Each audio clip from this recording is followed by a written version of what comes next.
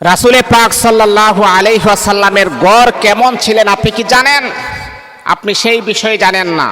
আপনি জানেন পৃথিবীর টপ লেভেলের ধনী যারা আছে তাদের গড় সম্পর্কে আপনার অভিজ্ঞতা আছে, কিন্তু একটা বারও আপনি চিন্তা করলেন না যেই নবী হায়াতুন নবী, জিন্দা নবী, যেই নবী আল্লাহ পাক রব্বুল আলামিনের কাছে আমাদের জন্য এত রুনাজারি করেছেন, এত কান্নাকাটি করেছেন, এমনকি আমার নবী কাল কিয়ামতের মাঠে, কাল কিয়ামতের ময়দানে সবাই যখন নিজেকে নিয়ে নিজে ব্যস্ত থাকবে, ওই সময় আমার নবী আমাদেরকে সুপারিশ করার জন্য পাগল হয়ে যাবে।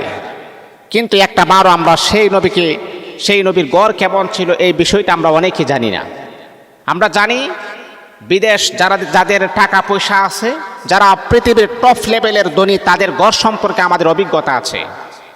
এই যে মুকেশ আম্বানি, ভারতের শ্রেষ্ঠ ধনী, 1 নাম্বার ধনী, তার একটা ঘর আছে, ডুপ্লেক্স একটা ঘর, যে ঘরটা দেখার জন্য ইউরোপ থেকে সারা পৃথিবী থেকে মানুষ আসে এক নজর দেখার জন্য তার ঘর। এমনকি তার ঘরটা যে পাহারাদারি করে, 600 লোক আছে ঘরের পাহারাদারি করে, তাদের প্রত্যেক বছর 2 কোটি করে বেতন দেওয়া হয়। এবার আপনি চিন্তা করছেন যে তার টাকা পয়সা কত আছে? আমরা মুকেশ আম্বানির গড় সম্পর্কে আমাদের অভিজ্ঞতা আছে। তারপরে শাহরুখ খান, আপনারা অনেকে জানেন, তারও একটা মুম্বাইতে একটা ঘর আছে যার নাম হচ্ছে মান্নাত। সেই গড় দেখার জন্য মানুষ বাহির থেকে আসে। কিন্তু হারি পাগল, আমার নবীর গড়টা কেমন ছিল আমরা মুসলমান নিজেকে দাবি করি, একবারও আমার নবীর গড় সম্পর্কে আমাদের অভিজ্ঞতা নাই। আমরা বিল গেটসের গড় কেমন, ইলন মাস্কের গড় কেমন সেই সম্পর্কে আমাদের অভিজ্ঞতা আছে, কিন্তু হায়াতুন নবী, জিন্দা নবী, আমার নবী আমাদের জন্য তো পাগল ছিলেন, সেই নবী কি পরিমাণ কষ্ট ত্যাগ স্বীকার করেছেন ওই সম্পর্কে আমাদের কোনো অভিজ্ঞতা নাই। দেখুন হাদিসে পাকের ভিতরে আসছে, একদিন হযরত ওমর ফারুক রাদিয়াল্লাহু তাআলা আনহু নবীজি একটা চাটিয়ার মাঝে শায়িত আছেন। ওই সময় ওমর ফারুক নবীজির ঘরের ভিতরে প্রবেশ করেছেন। আপনারা অনেক সময় দেখবেন মানুষ যখন মারা যায়, মানুষ মারা যাওয়ার পরে তাকে চাটিয়ার মাঝে তাকে শায়িত করে দেওয়া হয়। এটা কিন্তু গ্রাম অঞ্চল আপনি সবচাইতে বেশি প্রবণতা আছে, সবচাইতে বেশি আপনি পাবেন। আর ছাটিয়া এতটাই দাঁড়ানো হয়, আপনি নিজে একটু টেস্ট করে দেখবেন আমার কথাগুলো যুক্তি আছে কিনা। ছাটিয়াটা এতটাই দাঁড়ানো হয়, আপনার শরীরে যখন কোনো কাপড় থাকবে না, আপনি যখন চাটিয়ার মাঝে একটু শুইবেন, চাটিয়ার সমস্ত দাগগুলো আপনার শরীরের মাঝে অ্যাটাচড হয়ে যাবে, আপনার শরীরে চাটিয়ার দাগগুলা পড়ে যাবে। হযরত ওমর ফারুক রাদিয়াল্লাহু তাআলা আনহু বিশ্বনবীর ঘরে প্রবেশ করলেন। নবীজি খালি গায়ে চাটিয়ার মাঝে যখন শুয়ে রইলেন, চাটিয়ার দাগগুলা নবীদের শরীরের মাঝে লেগে আছেন। এমনকি আমার নবী তো পৃথিবীর শ্রেষ্ঠ সুন্দর ছিলেন। আম্মাদের আয়েশা সিদ্দিকা রাদিয়াল্লাহু তাআলা আনহা পৃথিবীর মানুষদেরকে বলে, ও পৃথিবীর মানুষেরা, তোমরা জানো মিশরের ইউসুফকে দেখার পরে মহিলারা হাত কেটে ফেলেছেন, কিন্তু আমার স্বামী মুহাম্মদকে যদি মিশরের মহিলারা দেখতো, আল্লাহর কসম হাত না কেটে তারা তাদের কলিজা কেটে ফেলে দিত। আল্লাহু আকবার, আল্লাহু আকবার। আম্মাদের আয়েশা বলতেছেন, মিশরের মহিলারা ইউসুফকে দেখার পরে যদি তারা হাত কেটে ফেলতে পারে, যদি আমার স্বামী মুহাম্মদকে দেখতো, হাত না কেটে কলিজাটা কেটে তারা ফেলে দিত। আল্লাহু আকবার। তাহলে এবার চিন্তা করুন আমার নবী কেমন সুন্দর ছিলেন।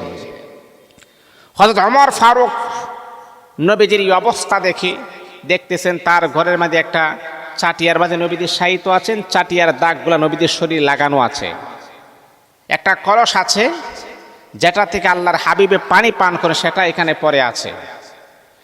আল্লাহর হাবিবকে হযরত ওমর ফারুক বলতেছেন, হুজুর আপনি যদি আমাকে অনুমতি দেন তাহলে আপনার জন্য আমি ভালো বিছানার একটা ব্যবস্থা করে দিব, একটা কম্বলের ব্যবস্থা করে দিব।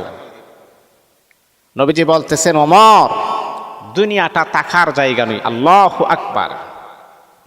এই ওমর, আমি যদি আল্লাহ পাক রব্বুল আলামিনের কাছে বলি, দোয়া করি, তুর পাহাড়টা আমার আল্লাহ স্বর্ণে রূপান্তরিত করে দিবেন। আল্লাহু আকবার। এই যে তুর পাহাড়টা তুমি দেখতেছো, এটা গোটা তুর পাহাড় স্বর্ণে রূপান্তরিত হয়ে যাবে, তুমি আমাকে কি বলতেছো?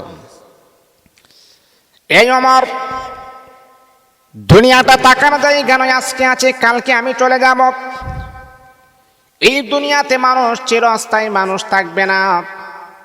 ওমর যেহেতু যেখানে আমি চিরস্থায়ী থাকবো না, কিছুদিনের জন্য আমি দুনিয়াতে আসছি, মুসাফিরের বেশে দুনিয়াতে আসছি। ইহা হাম সব মুসাফির হাই কবর আখের ঠিকানা, कोई आगे रवाना है कोई पीछे रवाना।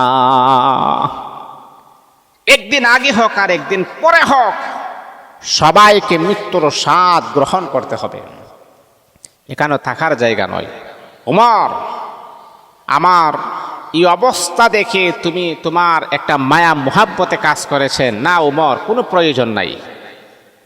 আমার রাসূলের ঘর, আল্লাহ রাসূল বলেছেন জানো ওমর, সবচাইতে শ্রেষ্ঠ ঘর কোনটা, সবচাইতে দামি ঘর কোনটা? ওমর বলতেছেন আল্লাহু আ'লাম ওয়া রাসূলুহু, আল্লাহ এবং তার রাসূলই ভালো জানে। নবীজি ওমরকে বললেন শোনো, ওই ঘরটাই হলো সবচাইতে দামি, যেই ঘরের ভিতরে একটা ইয়াতিম ছেলে বসবাস করে, আর তার উপরে কোনো অত্যাচার করা হয় না, তার উপরে কোনো জুলুম করা হয় না, তার উপরে কোনো ব্যভিচার করা হয় না, তার উপরে কোনো অপবাদ দেওয়া হয় না। যদি সে নিরাপদে ওই ঘরে বসবাস করতে পারে, আল্লাহ পাক ওই ঘরটাকে সবচাইতে দামি এবং পাওয়ারফুল আমার আল্লাহ বানায় দেন। আল্লাহু আকবার, আল্লাহু আকবার। এই জন্য এতিমদেরকে দেখলে বড় মহাব্বত করবেন, ভালোবাসা দিবেন। আমার নবী যখন দেখতেন এতিম ছেলে, মা নাই বাবা নাই, তাদের মাথায় হাত বুলিয়ে দিতেন। নবী আলাইহিস সালাতু ওয়াস সালাম সুন্দর করে বলেন, ও আমার সাহাবীরা শোনো, তোমরা যখন এতিম যখন পেয়ে যাইবে, তাদের মাথার মাঝে হাত বুলাইয়া দিবা।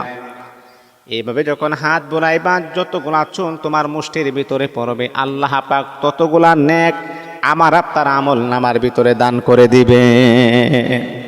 এই জন্য নবী এতিমদেরকে দেখলে বড় মোহাব্বত করতেন, ভালোবাসতেন।